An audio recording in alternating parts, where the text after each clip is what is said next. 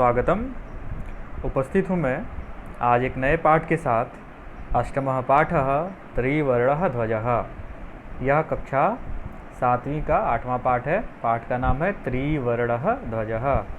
त्रि तीन, वर्णः वर्ण, ध्वजः ध्वज। तीन रंग झंडा यानी कि तिरंगा झंडा। त्रिवर्ण ध्वजः यानी कि तिरंगा ध्वजः झंडा। हमारे देश का जो झंडा है, हमारा जो राष्ट्रीय ध्वज है, वह 3 रंगों का है, इसलिए उसे त्रिवर्णः या तिरंगा झंडा कहते हैं। इस पाठ में हम अपने झंडे के बारे में जानेंगे।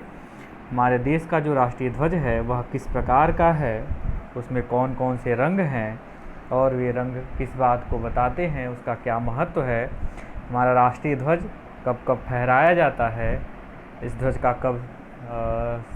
को कब स्वीकृत किया गया था, ये सारी बातें इस पाठ में पढ़ेंगे।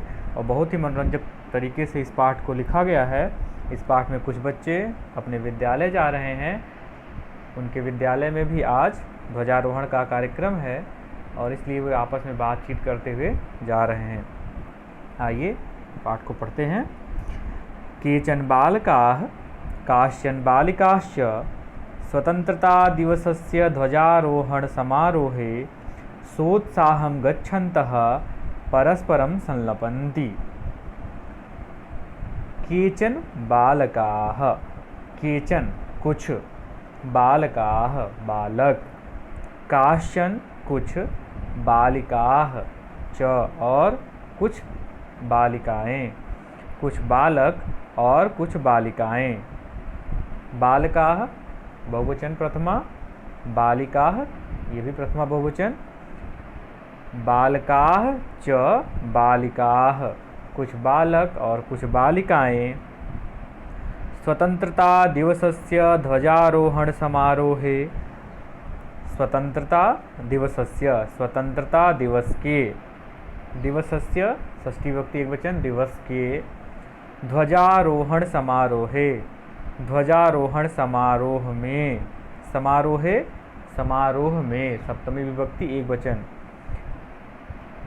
सोत्साहं गच्छन्तः, स उत्साहम, उत्साह के साथ, उत्साहपूर्वक, गच्छन्तः जाते हुए, परस्परम संलपन्ति, परस्परम आपस में, संलपन्ति बात करते हुए या बात करते हैं। कुछ बालक और कुछ बालिकाएं स्वतंत्रता दिवस के ध्वजारोहण समारोह में उत्साह के साथ जाते हुए आपस में बात करते हैं। पहला जो बालक है देवेशः, देवेश नाम है उसका, वह क्या कह रहा है? अद्य स्वतंत्रता दिवसः अस्माकं विद्यालयस्य प्राचार्यः ध्वजारोहणं करिष्यति, छात्राश्च सांस्कृतिक कार्यक्रमान् प्रस्तोष्यन्ति, अन्ते च मोदकानि मिलिष्यन्ति। देवेश कहता है अद्य स्वतंत्रता दिवसः, आज स्वतंत्रता दिवस है। स्वतंत्रता दिवस कब होता है? 15 अगस्त को। तो आज स्वतंत्रता दिवस है। देखिए ये पाठ जो है 8वां पाठ है आपका, और इस पाठ को पढ़ाने का टाइम भी यही कोई 15 अगस्त के आसपास का है। इसलिए इस पाठ को ऐसे जगह पे रखा गया, 8वें पाठ के रूप में रखा गया है, ताकि यह पाठ जब पढ़ाया जाए तो आसपास स्वतंत्रता दिवस हो, यानी कि अगस्त महीने के 15 तारीख से पहले या 15 तारीख के बाद, यानी स्वतंत्रता दिवस के आसपास, 15 अगस्त के आसपास ही इस पाठ को पढ़ाया जाता है सिलेबस में। तो वो ये बात कर रहा है अद्य स्वतंत्रता दिवसः, आज स्वतंत्रता दिवस है यानी कि 15 अगस्त है। अस्माकं विद्यालयस्य प्राचार्यः, अस्माकं हमारे, विद्यालयस्य विद्यालय के, प्राचार्यः प्राचार्य, ध्वजारोहणं करिष्यति ध्वजारोहण करेंगे। ध्वजारोहण ध्वज को ऊपर चढ़ाना, ध्वजारोहणं करिष्यति ध्वज का आरोहण करेंगे, ध्वज को फहराएंगे। अस्माकं विद्यालयस्य प्राचार्यः ध्वजारोहणं करिष्यति, हमारे विद्यालय के प्राचार्य ध्वजारोहण करेंगे यानी कि झंडे को फहराएंगे। छात्राश्च सांस्कृतिक कार्यक्रमान् प्रस्तोष्यन्ति, छात्राश्च छात्र च और छात्र सांस्कृतिक कार्यक्रमान प्रस्तुष्यन्ति सांस्कृतिक कार्यक्रमों को प्रस्तुत करेंगे। जब विद्यालय में स्वतंत्रता दिवस और गणतंत्र दिवस मनाया जाता है तो प्राचार्य झंडा फहराते हैं, या कोई विशेष अतिथि अगर आया है तो वो झंडा फहराता है, और जो छात्र और छात्राएं हैं वे मिलकर सांस्कृतिक कार्यक्रम प्रस्तुत करते हैं। कल्चरल इवेंट जैसे गीत, संगीत, नृत्य, ये कुछ बच्चे भाषण भी देते हैं, तो ये इन्हीं को ही सांस्कृतिक कार्यक्रम कहा जाता है। बता रहा है वह कि हमारे विद्यालय में प्राचार्य झंडा फहराएंगे और छात्र सांस्कृतिक कार्यक्रमों को प्रस्तोष्यन्ति प्रस्तुत करेंगे। भविष्यकाल का रूप है ये, करिष्यति, प्रस्तोष्यन्ति, लिट लकार। अन्ते च मोदकानि मिलिष्यन्ति, अंते और अंत में जब सारे कार्यक्रम का समापन हो जाएगा तो अंते अंत में मोदकानि लड्डू, मोदकम मोदके मोदकानि बहुत सारे लड्डू, यानी कि मोदकानि लड्डू, मिलिष्यन्ति मिलेंगे। मिलिष्यन्त लिट लकार का रूप है बहुवचन, प्रथम पुरुष बहुवचन।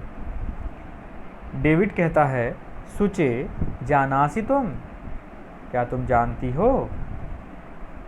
सुचे, हे सुचि, जानासि तुम, जानती हो तुम? अस्माकं ध्वजः कीदृशः, हमारा ध्वज कैसा है? कीदृशः, कैसा है? सुचि कहती है अस्माकं देशस्य ध्वजः त्रिवर्णः इति, अस्माकं हमारे, देशस्य देश का, ध्वजः ध्वज या झंडा, त्रिवर्णः तिरंगा, इति है या ऐसा, हमारे देश का झंडा तिरंगा ऐसा है। त्रिवर्णः तीन रंग वाला तिरंगा। सलीमः, सलीम नाम का जो छात्र है वह कहता है रुचे अयम त्रिवर्णः कथम, हे रुचि यह तिरंगा कैसे है? तिरंगा क्यों कहते हैं इसको, या कैसे है तिरंगा ये? यहाँ देखिए रुचे शब्द है, शुचे शब्द है, ये रुचि और शुचि शब्द हैं, इनका संबोधन है, संबोधन में रूप बना है शुचे और रुचे। रुचि कहती है अब अस्मिन् ध्वजे त्रयः वर्णाः सन्ति अतः त्रिवर्णः, अस्मिन् ध्वजे इस ध्वज में, अस्मिन् इस सप्तमी विभक्ति एकवचन, ध्वजे ध्वज में सप्तमी विभक्ति एकवचन, इसमें भी अस्मिन् ध्वजे इस ध्वज में, त्रयः वर्णाः सन्ति तीन रंग हैं, अतः त्रिवर्णः इसलिए यह तिरंगा है, अतः त्रिवर्ण इसलिए तीन रंगों वाला है। किम त्वम एतेषां वर्णानां नामानि जानासि, किम क्या, तुम एतेषां इन सब के, वर्णानां रंगों के, इन सब रंगों के नाम जानते हो? नामानि जानासि जानते हो, नामानि नपुंसक लिंग में रूप बना है बहुवचन। सलीम कहता है अरे केशरवर्णः श्वेतः हरितः च एते त्रयः वर्णाः, वो बताने लगा अरे केसरिया रंग, सफ़ेद रंग, हरा रंग, ये तीन रंग हैं, त्रयः वर्णाः ये तीन रंग हैं। यहाँ वर्णाः पुल्लिंग शब्द है इसलिए यहाँ पे त्रयः का प्रयोग हुआ है, अगर ये नपुंसक लिंग होता तो त्रीणि का प्रयोग होता, और अगर ये स्त्रीलिंग होता तो तिस्रः का प्रयोग होता। देवेशः, देवेश कहता है अस्माकं ध्वजे एते त्रयः वर्णाः किं सूचयन्ति, अस्माकं ध्वजे हमारे ध्वज में, एते ये, त्रयः तीन, वर्णाः वर्ण, किम सूचयन्ति क्या सूचित करते हैं, हमारे ध्वज में ये तीन रंग क्या सूचित करते हैं, किस बात की सूचना देते हैं? सूचयन्ति लट लकार की क्रिया है, प्रथमा बहुवचन, प्रथमा यानी कि प्रथम पुरुष बहुवचन। सलीमः, ये सलीम नाम का विद्यार्थी है, वो भी बात कर रहा है, तो वो क्या कहता है, बताता है उसे, शृणु सुनो, केशरवर्णः शौर्यस्य, श्वेतः सत्यस्य, हरितस्य समृद्धेः सूचकाः सन्ति। सुनो, केसरिया रंग शौर्य का, वीरता का प्रतीक है। श्वेत हरा रंग सत्य का प्रतीक है।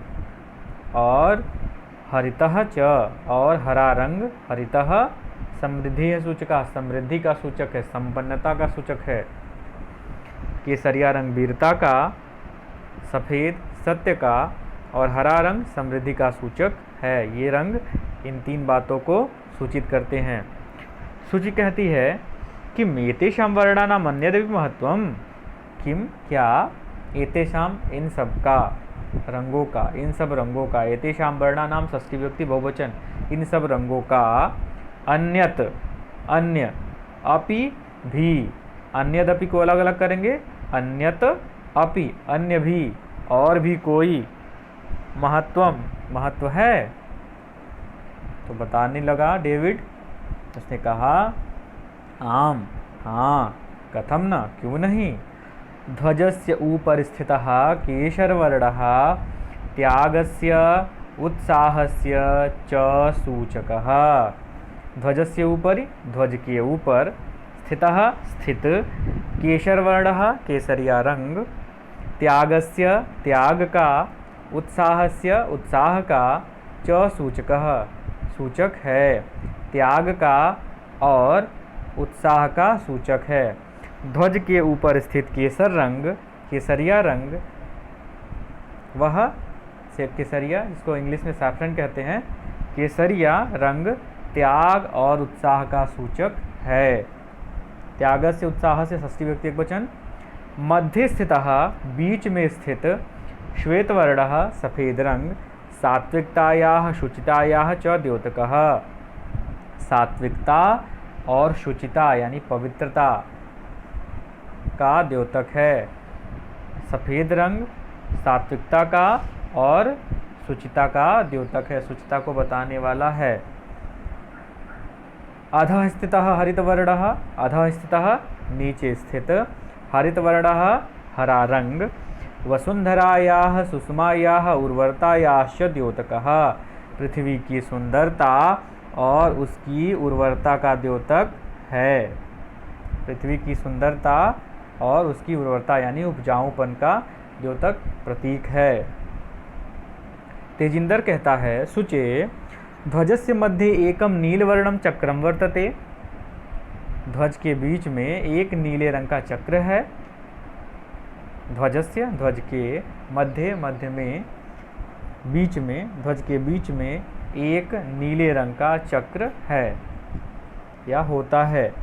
सूची कहती आम आम इदम अशोक चक्रम कथ्यते एतत् प्रगतेः न्यायस्य च प्रवर्तकम सारनाथे अशोक स्तंभ अस्ति तस्मात् एव एतत् गृहीतम। कहती है हाँ हाँ, इदम अशोक चक्रम कथ्यते, इसे अशोक चक्र कहा जाता है। एतत् यह, प्रगतेः न्यायस्य च प्रवर्तकम, यह प्रगति और न्याय का प्रतीक है। प्रगति यानी डेवलपमेंट, चक्र हमेशा चलता रहता है, आगे बढ़ता रहता है, इस वजह से यह प्रगति का यानी आगे बढ़ने का, विकास करने का, डेवलपमेंट का और न्याय का प्रतीक है। चक्र न्याय का भी प्रतीक है। सारनाथे अशोक स्तंभ अस्ति। सारनाथ, सारनाथ एक स्थान है जो बनारस के पास है, वहाँ पर एक अशोक स्तंभ है।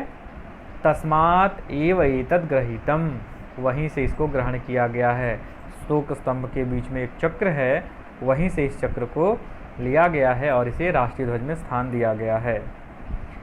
सूची कहती है, हाँ ये हो गया। प्रणव कहता है अस्मिन् चक्रे चतुर्विंशति अराः सन्ति। अस्मिन् चक्रे, इस चक्र में, चतुर्विंशति, चतुर्विंशति, चतुर चार, विंशति 20, चतुर्विंशति 24, अराह तीलियाँ, संति हैं। इस चक्र में 24 तीलियाँ हैं। अर माने तीली, अराह बहुवचन, अराह माने तीलियाँ, संति हैं। मेरी नाम की एक लड़की है, वो कहती है भारतस्य संविधान सभायां 22 जुलाई 1947 तमे वर्षे, भारतस्य संविधान सभायां, भारत के संविधान सभा द्वारा या संविधान सभा में, भारतस्य भारत के संविधान सभा में 22 जुलाई 1947 में समग्रतया पूर्ण रूप से अस्य ध्वजस्य स्वीकरणं जातम, इस ध्वज का स्वीकार किया गया। 22 जुलाई 1947 को इस ध्वज को पूर्णतः या पूर्ण रूप से स्वीकार किया गया। तेजिंदर कहता है, अस्माकं त्रिवर्णः ध्वजः स्वाधीनतायाः राष्ट्रगौरवस्य च प्रतीकः, अतएव स्वतंत्रता दिवसे गणतंत्र दिवसे च अस्य ध्वजस्य उत्तोलनं समारोहपूर्वकं भवति। वो कहता है, अस्माकं त्रिवर्ण ध्वजः, हमारा तिरंगा झंडा, स्वाधीनतायाः, यहाँ पे स्वाधीनतया लिखा हुआ है लेकिन वास्तव में शब्द होना चाहिए स्वाधीनतायाः, तो आप इसे स्वाधीनतायाः ही पढ़ें।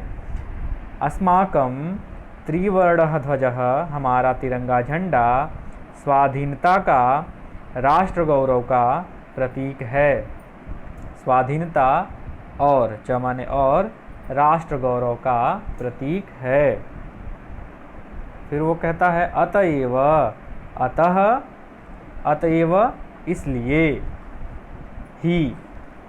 ही स्वतंत्रता दिवसे, एवं माने ही स्वतंत्रता दिवसे, स्वतंत्रता दिवस को यानी कि 15 अगस्त को, गणतंत्र दिवसे, गणतंत्र दिवस रिपब्लिक डे यानी कि 26 जनवरी को, अस्य ध्वजस्य उत्तोलनम, इस ध्वज का उत्तोलन, इस ध्वज का फहराया जाना कैसे होता है? समारोह पूर्वकम भवति, समारोह पूर्वक होता है। इस ध्वज का उत्तोलन या इस ध्वज का ध्वजारोहण समारोह पूर्वक होता है। जयतु त्रिवर्णः ध्वजः जयतु भारतम, जयतु त्रिवर्णः ध्वजः, तिरंगे झंडे की जय हो, भारत की जय हो। जयतु भारतम जयतु त्रिवर्णः ध्वजः। यह पाठ पूर्ण हुआ। अगले वीडियो में हम इस पाठ के अभ्यास कार्य के साथ मिलेंगे। धन्यवाद।